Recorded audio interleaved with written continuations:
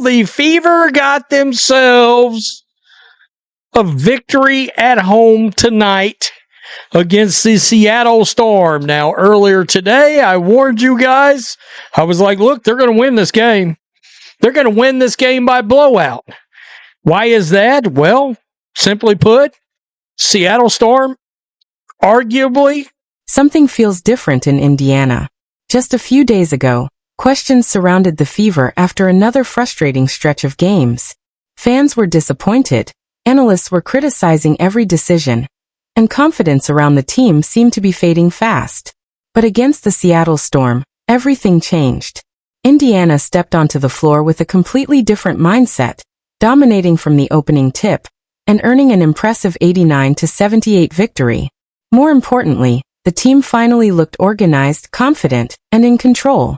At the center of it all was Caitlin Clark. She didn't need to play nearly 40 minutes. She didn't have to carry the team on exhausted legs. Instead, she delivered one of her most efficient performances of the season in less than 24 minutes, proving that quality can be far more valuable than quantity. Every possession felt smooth. The ball moved with purpose. The offense looked balanced. And for the first time in weeks, the Fever appeared to be playing together instead of relying on individual brilliance. But while the action on the court gave fans plenty to celebrate, another storyline quickly grabbed attention. As television cameras scanned across Gainbridge Fieldhouse, many noticed something unexpected. There were visible empty seats throughout the arena. For a franchise that experienced record-breaking crowds during Caitlin Clark's arrival, the difference was impossible to ignore. The conversation immediately shifted from the final score to what those empty seats might mean for the organization moving forward. Some fans pointed to recent struggles. Others questioned coaching decisions. Many simply want to see consistent winning basketball before fully buying back in. Whatever the reason, attendance became almost as big a talking point as the game itself. Still, one thing couldn't be denied.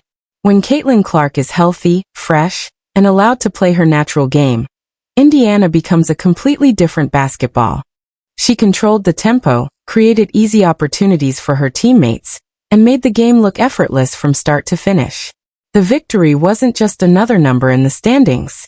It offered a glimpse of what this roster is capable of when everyone is playing with confidence, and the offense flows through its biggest star. Now the biggest question is simple. Was this performance the beginning of a true turnaround for the Indiana Fever? Or was it just one great night? The answer could shape the rest of their season. Her own offensive system for the Indiana Fever. And it is watch me play make. Watch me roll. I'm going to take this rock and I'm going to show you. Caitlin Clark wasted absolutely no time making her presence felt. From the opening minutes, she controlled every possession with the confidence of a veteran, pushing the pace, reading defenders, and creating opportunities before Seattle even knew what was coming. It wasn't just another good game. It was a reminder of why she's already one of the most dangerous playmakers in the WNBA. When the final numbers appeared on the scoreboard, Clark had posted 21 points, 10 assists, and 7 rebounds in less than 24 minutes of action. She shot an efficient 50% from the field, buried several deep three-pointers, and was flawless at the free throw line, converting all 9 of her attempts. But the box score only tells part of the story. The way Clark orchestrated Indiana's offense was on another level. Every possession seemed to have a purpose. She anticipated defensive rotations before they happened and consistently found open teammates with perfectly timed passes. Whether it was Sophie Cunningham cutting toward the rim or Myisha Hines-Allen sealing her defender inside, Clark delivered the ball exactly where it needed to be. Her vision forced Seattle's defense to react instead of attack, giving Indiana complete control of the game's rhythm. Recording 10 assists in fewer than 24 minutes is incredibly rare. Over a full game, that pace would project to one of the highest assist totals of the entire season. Even more impressive was how comfortable she looked doing it. She wasn't rushing shots, forcing passes, or trying to create something that wasn't there. Everything came naturally because she was fresh, confident, and completely in command. That's exactly why proper minute management matters. Instead of playing nearly 40 exhausting minutes, Clark was able to stay explosive from start to finish. Her legs never looked tired, her decision-making remained sharp, and her outside shot stayed consistent throughout the game.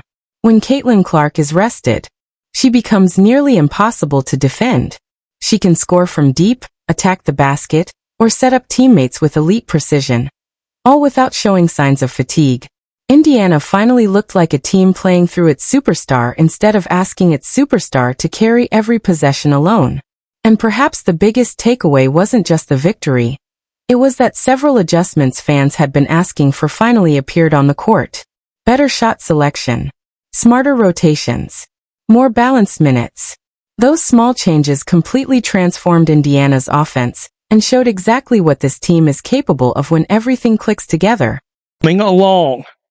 Caitlin Clark finding her three ball early. Guys, Caitlin Clark's got her 3-point shot back. And that's probably the best thing that has come out of all of it is she's knocking this down. Boom. Finally. And she hit some more long threes tonight. Right here. Let's check this out. One of the biggest reasons Indiana walked away with this victory had nothing to do with flashy highlights. It came from the free throw line. Just a few games earlier, the Fever let valuable points slip away by missing crucial free throws in a heartbreaking loss. Those missed opportunities proved costly and became one of the team's biggest weaknesses. This time, the response couldn't have been more different. Indiana was absolutely perfect. Every single free throw found the bottom of the net. The Fever finished an incredible 22-4, 22 from the line, turning every opportunity into points and refusing to give Seattle any extra chances. In a game decided by double digits, those free throws helped maintain momentum every time the Storm tried to fight back. Caitlin Clark led the way by knocking down all 9 of her attempts with complete confidence. Sophie Cunningham stayed perfect as well, while Lexi Hull and Maisha Hines-Allen also converted every trip to the stripe. Championship-caliber teams understand that winning isn't only about spectacular plays, it's about taking care of the small details. Indiana finally did exactly that. Another major improvement was how the coaching staff handled Caitlin Clark's workload. Instead of keeping her on the floor for nearly the entire game, they trusted the rotation and allowed her to stay fresh. The difference was obvious. Clark never looked tired. She attacked when the defense gave her space, patiently created for teammates, and made smart decisions from beginning to end. That's the version of Caitlin Clark every Fever fan has been waiting to see. The balanced rotation also gave other players the confidence to step up. Kelsey Mitchell answered recent criticism with one of her strongest performances in weeks. She scored 17 points, attacked aggressively, and played much more within the flow of the offense instead of forcing difficult shots. Her impact went beyond scoring. Whenever Mitchell was on the floor, Indiana consistently extended its lead, showing how effective she can be when everyone is playing together instead of relying on individual heroics. Sophie Cunningham also made the most of her opportunity in the starting lineup. She provided instant energy, hit timely shots, attacked the basket, and stayed perfect from the free throw line. Her aggressive style gave Indiana another reliable scoring option and helped take pressure off Clark. The bench contributed as well.